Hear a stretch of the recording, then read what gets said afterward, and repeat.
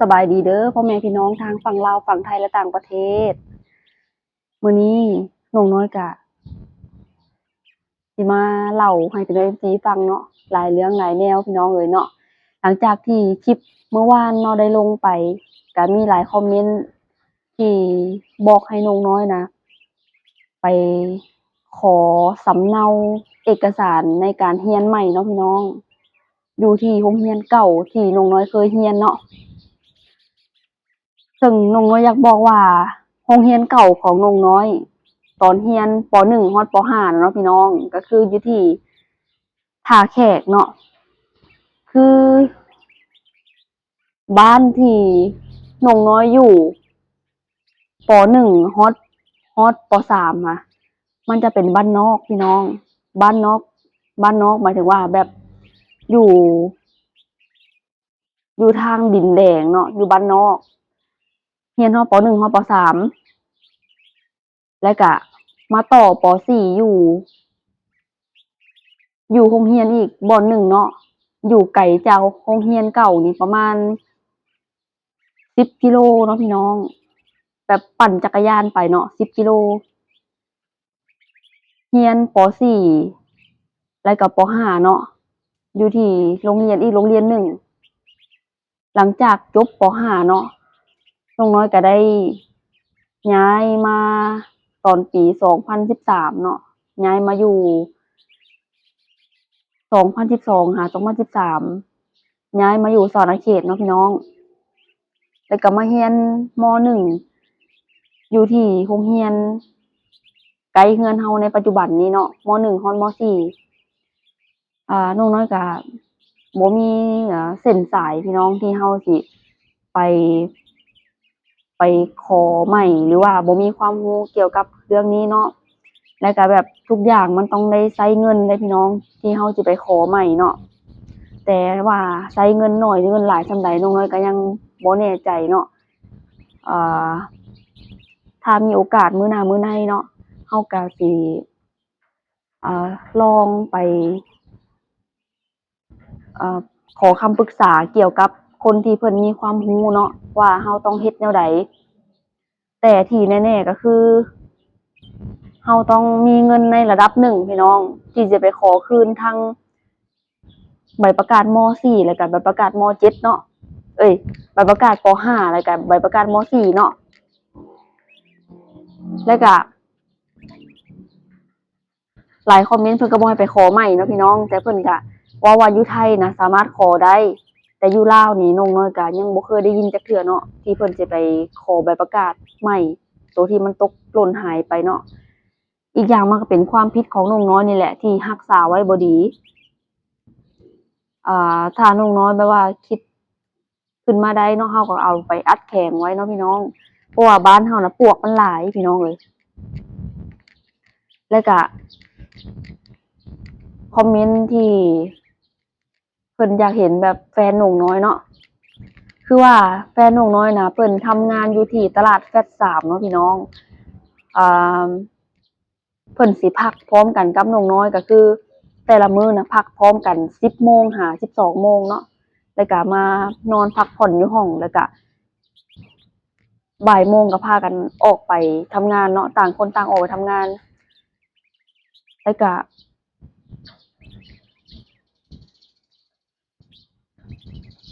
เฮาทั้ง2คนน่ะมีใบอนุญาตทำงานแล้วก็มีบัตรที่เฮ็ดงานถูกต้องตามกฎหมายทั้ง2เลยเนาะพี่น้องแล้วก็หลายๆคนก็อยากเห็นแฟนน้องน้อยก็คือมื้ออื่นเนาะเป็นวันศุกร์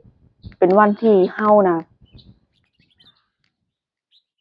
เป็นวันที่เฮา2คนหยุดพร้อมกันหั้นนะพี่น้องแบบคือเฮียเพิ่นก็ฮู้ว่าน้องน้อยน่ะมีแฟนเนาะแล้วเพิ่นก็ถามว่าวันหยุดน่ะตรงกับวันอะไรเนาะแฟนน้องน้อยก็คือวันศุกร์เนาะเพิ่นก็เลยให้น้องน้อยน่ะหยุดตรงกันกับแฟนเลยเนาะแฟนน้องน้อยน่ะเป็นผู้หญิงเด้อพี่น้องเป็นเอ่อคนบ่ลิคำไสเนาะคนรักสาว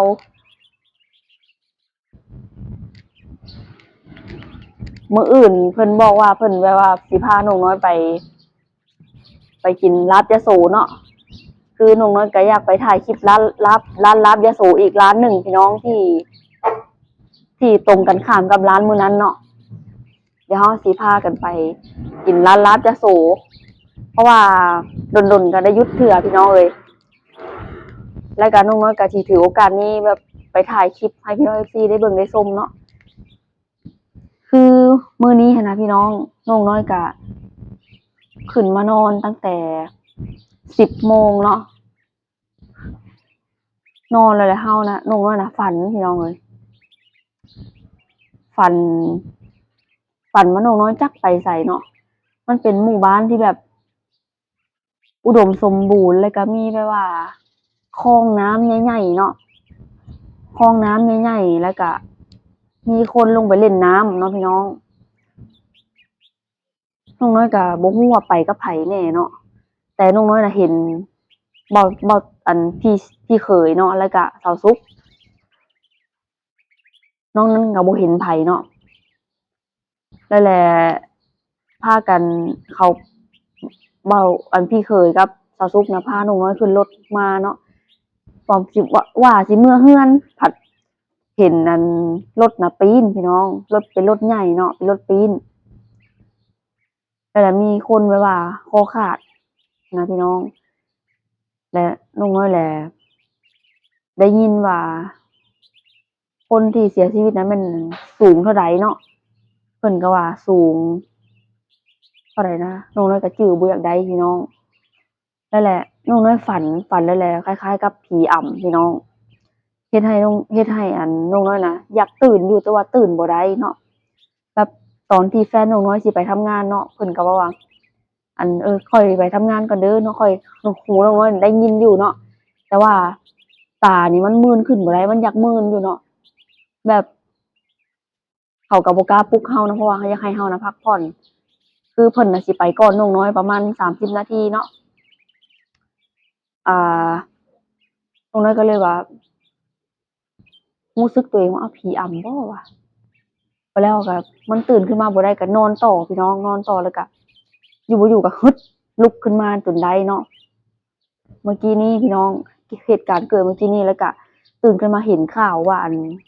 บิ๊กไบค์เพิ่นตกคลองส่งน้ำสุวรรณภูมิเนาะพี่น้องทำให้เสียชีวิตเนาะน้องน้อยก็ขอแสดงความเสียใจนำเด้อพ่อแม่พี่น้องเอ้ยขอให้แบบว่าผู้ที่เพิ่นเสียชีวิตไปก็ขอให้ไปสู่ภพภูมิที่ดีเนาะผู้ที่เพิ่นยังมีชีวิตอยู่ในโลกใบนี้ก็ขอให้สู้ต่อไปเด้อพี่น้องคนเฮามันชีวิตมันสั้นพี่น้องเอ้ยเนาะแบบว่าคือสมมุติว่าเฮาอยากเฮ็ดหยังในมื้อนี้เฮาก็ต้องเฮ็ดตัดสินใจลงมือเฮ็ดเลยพี่น้องหรือว่าเฮารู้สึกดีต่อไผเนาะเฮาก็บอกไปเลยถึงว่าเขาสิบ่ฮักเฮาก็แล้วแต่เนาะ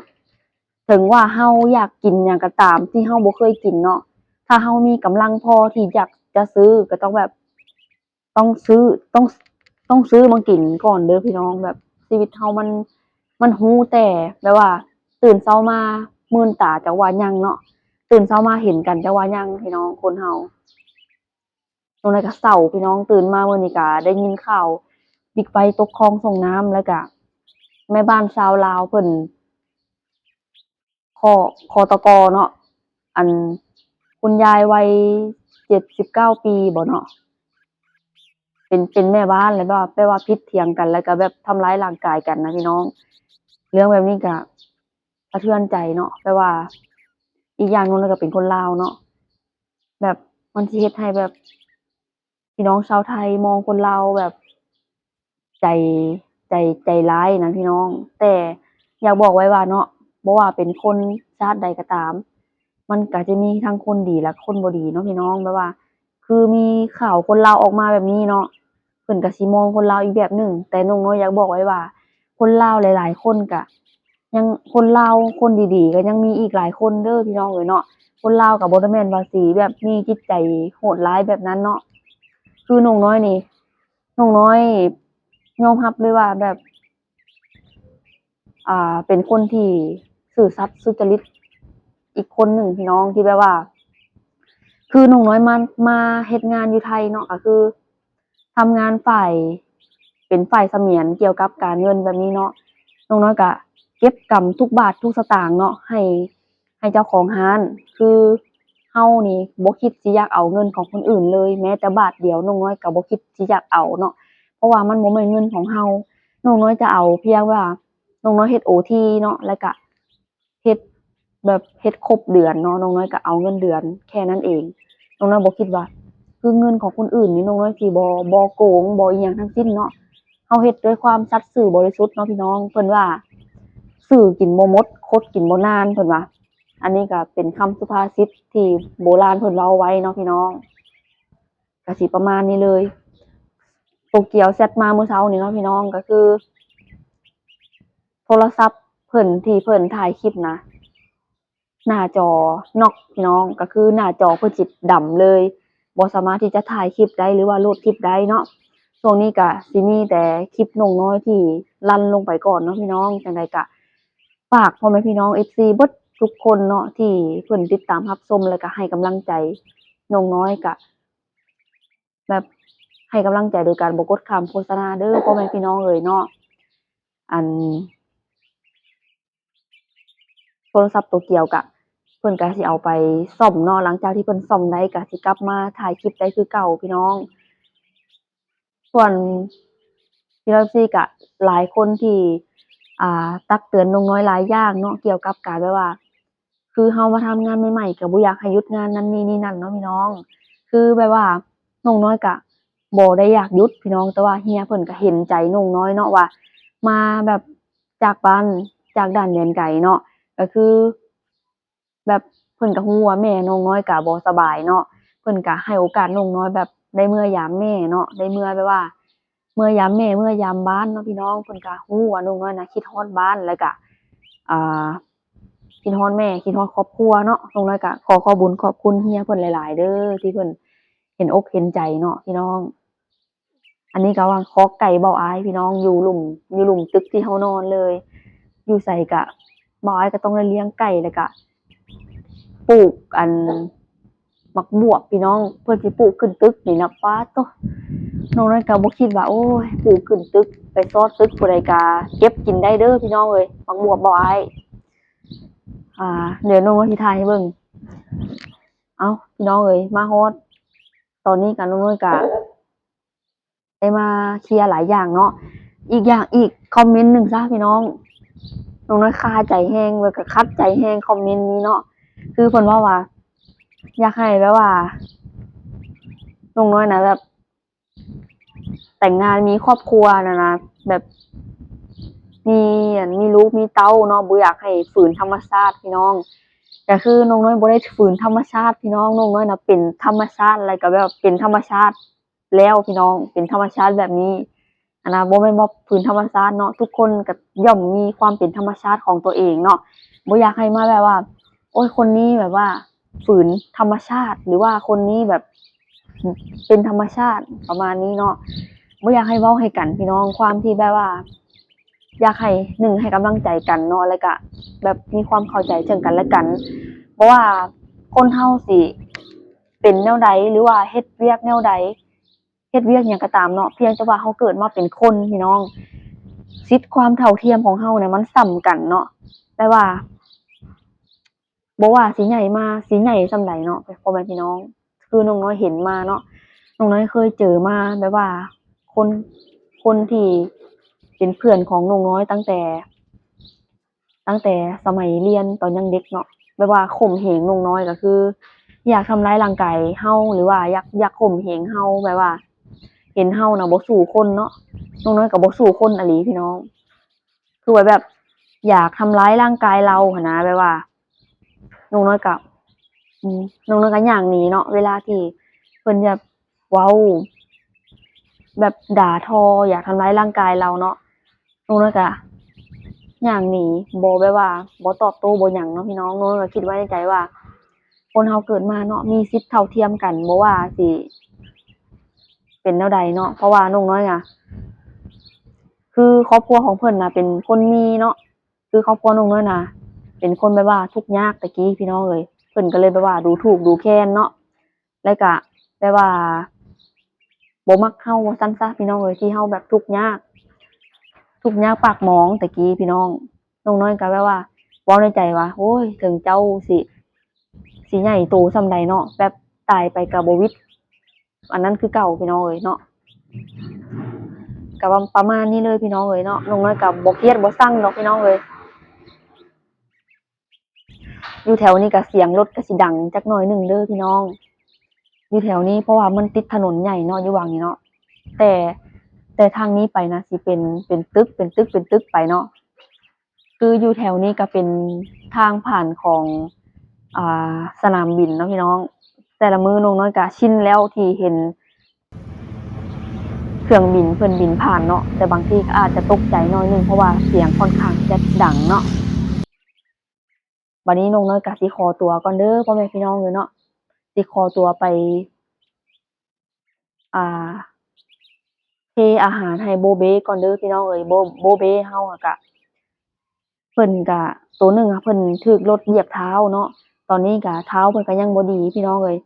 น้องน้อยน่ะคิดว่าเท้าเพิ่นน่ะกระดูกน่าจะแตกเนาะทางในตอนนี้ก็บ่อ้อยก็ทำแผลให้มาก็สิครบเดือนแล้วเดะพี่น้องเพิ่นก็ยังย่างบ่ได้เลยตีนเพิ่นนี่แบบว่ามันหักเข้าแบบนี้เนาะแล้วก็เฮ็ดให้ตีนเพิ่นน่ะเลื่อไปแบบนี้และลากไปแล้วเฮ็ดให้ฝั่งนี้น่ะเปิกเป็นสีแดงเบิดเลยพี่น้องบ่อ้อยก็เลยเอาแนวมาพันๆๆๆให้เนาะแล้วก็ใส่อันนั้นยกขึ้นแบบนี้พี่น้องก็อีตนเพิ่นอยู่พี่น้องเอ้ยมาบ่ว่าสิเกิดเป็นสัตว์เป็นคนอิหยังก็อย่าพี่น้องล้วนแต่มีชีวิตทั้งนั้นพี่น้องเอ้ยเนาะก็ขอขอบคุญขอบคุณพ่อแม่พี่น้อง FC เบิดทุกท่านเนาะที่ให้กำลังใจพี่น้องน้องน้อยก็มีกำลังใจขึ้นมาเฮ็ดให้แบบว่าน้องน้อยเพิ่นว่าบ่อยากให้คิดฮอดบ้านเนาะอยากให้แบบบ่อยากให้คิดฮอดบ้านหลายอยากให้ปล่อยวางอยากให้เฮ็ดเวียกเฮ็ดงานเต็มที่เนาะน้องน้อยก็สิพยายามเนาะติดต่อหาแม่แล้วก็ติดต่อหาพี่สาวเนาะพี่น้องก็เฮ็ดให้เฮาแบบว่าถึงสิอยู่ห่างไกลเฮาใดเฮาก็สามารถเห็นหน้ากันได้เนาะเอาสำหรับคลิปนี้ก็น้องน้อยก็สิขอตัวลาไปก่อนเด้อพ่อแม่พี่น้องเอ้ยพบพ้อกันใหม่คลิปหน้าพี่น้องฝากพี่น้องกดไลค์กดแชร์กดติดตามคือเก่าพี่น้องเอ้ยสำหรับคลิปนี้กราบสบายดีเด้อบ๊ายบาย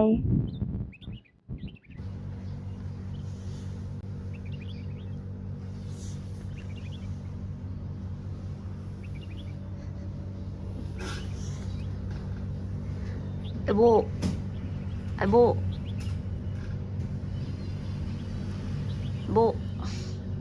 โบ